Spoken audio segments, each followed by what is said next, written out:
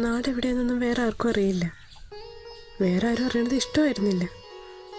ഇങ്ങനത്തെ അവസ്ഥയായോണ്ടാണ് ഞാൻ പറഞ്ഞത്. അവിടെ തന്നെ ഉണ്ടാകും.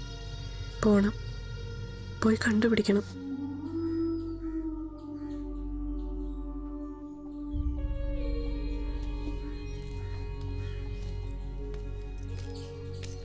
തമ്പുരു പാവാണ്.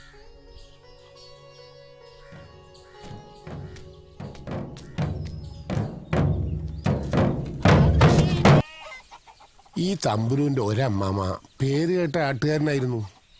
ഇവൻ പഠിച്ചില്ല, ഒരു തൊഴിലിട്ട് അറിയില്ല. പിന്നെ ഒരു കുഴപ്പമുള്ളതേ, ഈ പെണ്ണുങ്ങളെ പോലെയൊക്കെ ഒരു സമ്പ്രദായ അതാർക്കും പിടിക്കില്ല. അതുകൊണ്ട് എല്ലാവരും ഇട്ട് തട്ടിക്കളിച്ചു ചെറുപ്പത്തില്.